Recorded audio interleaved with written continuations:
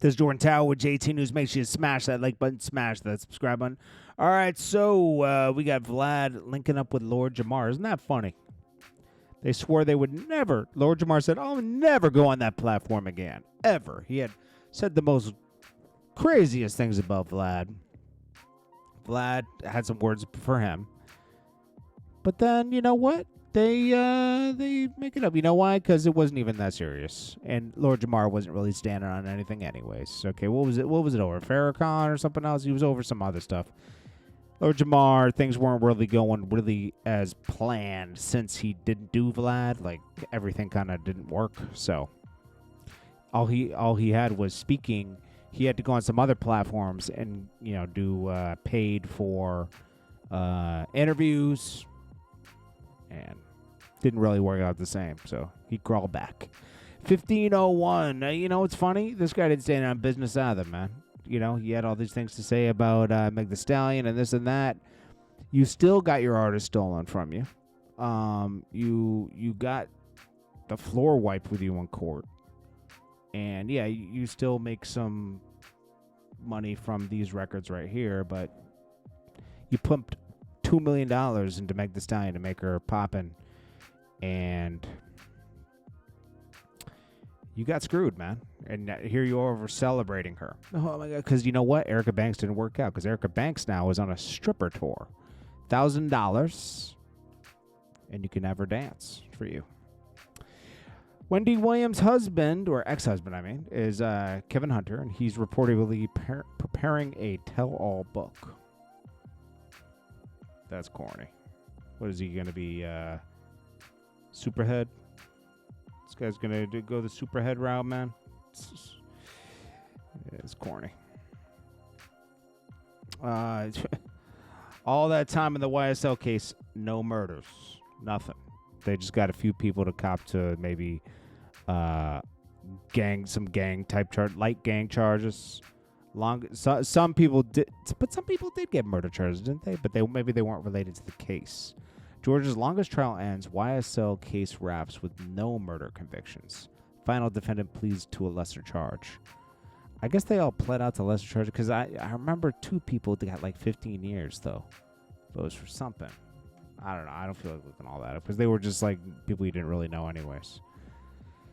Busby's hoping that a judge will let him out of this case with the Jane Doe he brought out where Diddy and Jay-Z supposedly took advantage of this 13-year-old girl that wasn't even true, and there were so many contradicting statements and interviews that the case was dismissed in February. And Jay-Z filed a case in Alabama accusing Doe and her lawyers of malicious prosecution, defamation, and conspiracy. Busby's team says Alabama court has no business hearing the case. Also, they don't want him to be able to practice law in New York anymore. Hey, man. This guy's going too hard, man. This guy, Busby guy, is taking everybody's case. Shannon Sharp, everybody trying to squeeze money out of people. I don't like lawyers like that, man. Desperate. DDG, he says, now I know how Michael Jackson felt being famous. Well, he's a permanent troll, but, bro, stop. Stop. Jim Jones still taking shots at camera and telling, if I call these people, they're going to, swoop on you, blah, blah, blah. Jim Jones, give it a rest. He's desperate to either continue a beef with Cameron, 50 Cent, or, who's the other person he tried to pick a fight? Oh, Styles P. Why don't you just pick a fight with Mano? You guys would both benefit from that. Because you guys are both doing plastic numbers. Plastic. This is funny. So Plies and Rick Ross. Now you guys might not know, but these guys hated each other for 2007. Not a public hate. I like that the way they did it. They never made it a public problem. These guys hated each other. Plies dissed Rick Ross multiple times, especially when he was popping. From 2007 to 2010, he didn't do records with him. Thought he was above that. Then Rick Ross got popping again, and Plies, nobody cared about him anymore. I mean, he did a few social media things here and there, ran off on the plug twice here and there. Rick Ross had a run for like 5 to 7 years. And he already had a baby run before that, '06 to '08. Took a little time, 2 years right there where things were a little iffy. Then boom, hit another run, right? Can't deny that. Okay, as much as Rick Ross does this and that, you can't deny he had a crazy run, right? And put other artists on while he was doing it. Now, it's funny because Plies and they hated each other. Now he's promoting Rick Ross, just trying to be a part of stuff. It is funny.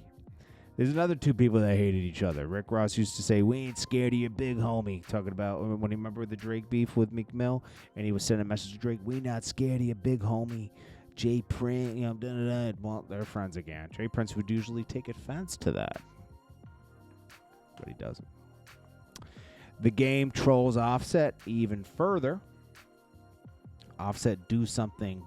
Take Angela Reese to Hawaii, he says. Angel Reese, I mean. Then he posted this the other day. Me knowing the guy ain't gonna do nothing about it. And it's, then he also posts Offset's child with the same braids as Stefan Diggs, the guy that's smashing Cardi. Game. Has Cardi B even done a song with the Game before?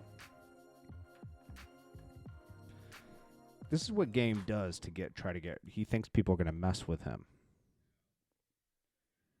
No records.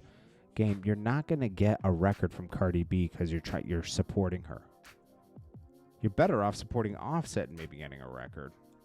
And I know Game's desperate for a record as much as he is a great rapper. He's played himself out with the Kardashian stuff and this and that.